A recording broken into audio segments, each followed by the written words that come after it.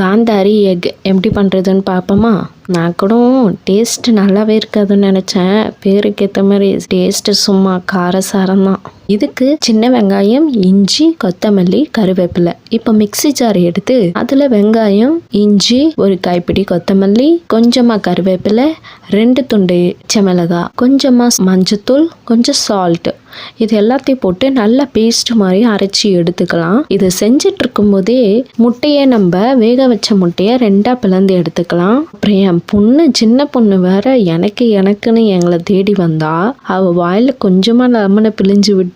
அவளோட ரியாக்ஷன் அவ்வளோ க்யூட்டாக இருந்துச்சு பாருங்களேன். அதுக்கு முன்னாடி நீங்கள் சாப்பிட்டீங்களா? இப்போ அந்த முட்டையில் நம்ம அரைச்சி வச்ச பேஸ்ட்டை தடவிட்டு அது மேலே கொஞ்சமாக லெமனை பிழிஞ்சு விட்டு இன்னொரு முட்டையை எடுத்து அதை க்ளோஸ் பண்ணி ஒரு பைட்டு கடிச்சு பார்த்தா அப்படியே உலகமே தெரியுதுங்க.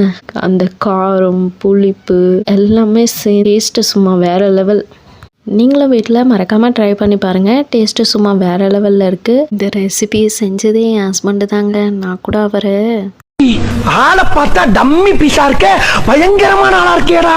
நான் தான் தப்பாக எடை போட்டுட்டேன் போல இருக்குது. இந்த மாதிரி மோர் இன்ட்ரெஸ்டிங் வீடியோக்கு என்னுடைய சேனலை சப்ஸ்கிரைப் பண்ணுங்கள், லைக் பண்ணுங்கள், ஷேர் பண்ணுங்கள். தேங்க்ஸ் ஃபார் வாட்சிங். பாய்.